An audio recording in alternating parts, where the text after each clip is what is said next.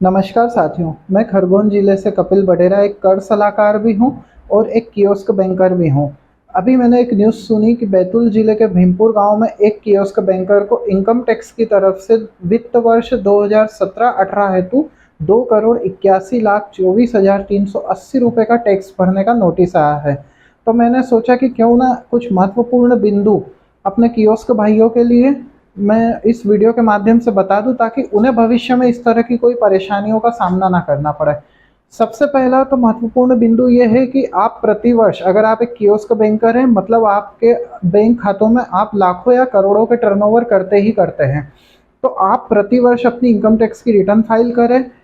किसी अच्छे सीए से, प्रोफेशनल सीए से, जो बाय एजुकेशन सीए है, उनसे ही कराएं। मैंने बहुत से कियोस्कों को देखा है जो 300 रुपये, 500 रुपये में रिटर्न फाइल करवाना चाहते हैं। कुछ लोग ये सोचते हैं कि जितनी फीस सीए की है उतना हमारा टीडीएस भी नहीं है, तो हम क्यों करवाएं। तो इन सब चीज़ों को आप बिल्कुल छोड़ दें, वरना इस तरह की परेशानियों का आपको सामना करना पड़ेगा। बहुत सी कंपनियां मार्केट में, मैं उनका नाम तो नहीं लूँगा, लेकिन जो 300 रुपये, 500 रुपये में आपको आईटीआर करने का कहती है, लेकिन आप ध्यान रखें वो आपका आईटीआर बिजनेस आईटीआर में नहीं डालती है, वो अदर इनकम में डालती है, जिससे आपको इस तरह की परेशानियों का सामना करना पड़ता है। कोई भी अच्छा प्रोफेशनल सीए होगा, वो आपका आईटीआर अदर इनकम में नहीं डालेगा, बिजनेस इनकम में ही डालेगा, बिजनेस रिटर्न में ही डालेगा और विद बैलेंस शीट बनाएगा, और कम से कम 2,000 रुपये या इससे ज़्यादा ही चार्ज करेगा। इससे कम में अगर आपका कोई आईटीआर बना रहा है तो आप ये मान के चलिए, या तो वो बाय एजुकेशन सीए नहीं होंगे, या फिर आपके आईटीआर में उतनी बारीकी से काम नहीं कर रहे होंगे और उतना टाइम भी नहीं दे रहे होंगे जितनी आवश्यकता है। ये तो मैंने आपको इनकम टैक्स के लेवल पर कुछ महत्वपूर्ण चीज़ें बताई है। अब मैं आपको कुछ कियोस्क के लेवल पर महत्वपूर्ण चीज़ें बताता हूँ कि आपको व्यापार करते समय किन किन चीज़ों का ध्यान रखना है, जिससे आपको इस तरह की परेशानी का सामना ना करना पड़े। सबसे पहला महत्वपूर्ण बिंदु ये है कि आपका जो विड्रॉल होता है, उस विड्रॉल का पैसा आप अपने सेविंग खाते और अपने करंट खाते में ना लीजिए, आप उसको अपने सेटलमेंट अकाउंट में लीजिए, या फिर आप कैश डिपॉजिट लीजिए कस्टमर्स के।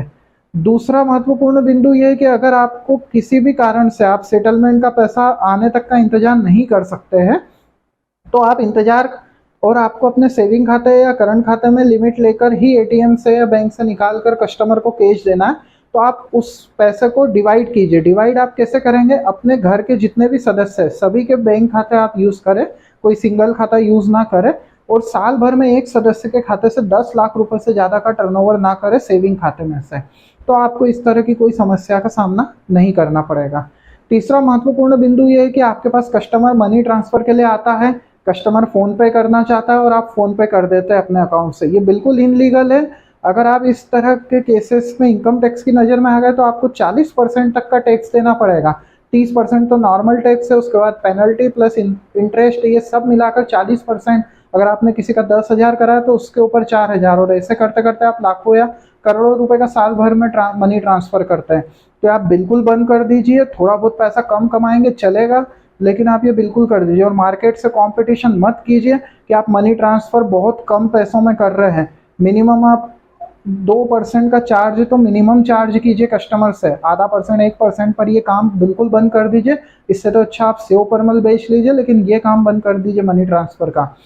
और अगर आप फिर भी फ़ोन पे, गूगल पे कर रहे हैं, तो आप ये ध्यान रखिए कि किसी भी सदस्य के, मतलब किसी भी पर्टिकुलर एक, आपके घर के एक मेंबर के अकाउंट से 10 लाख रुपए से ज़्यादा का साल भर में टर्नओवर ना हो। पहले तो कोशिश ये करिए कस्टमर से आप अकाउंट नंबर और आईएफएससी कोड ले और अपने लिमिट में से ही वो पैसा ट्रांसफ़र करें, जिससे आपके अकाउंट का टर्नओवर उसमें कुछ भी नहीं होगा। अगर आपके अकाउंट का टर्नओवर नहीं हो रहा है तो आपको इनकम टैक्स के से घबराने की ज़रूरत नहीं है। तो आप ये बस 3 चीज़ों का ध्यान रखिए व्यापार करते समय। एक तो खुद के अकाउंट से किसी अन्य को मनी ट्रांसफ़र फिजूल की ना करें कस्टमर से 1%, आधा परसेंट लेने के चक्कर में। और अगर आप कर भी रहे हैं तो 2% मिनिमम चार्ज लीजिए, और एक मेंबर के अकाउंट से 10 लाख से ज़्यादा का टर्नओवर भी ना करें।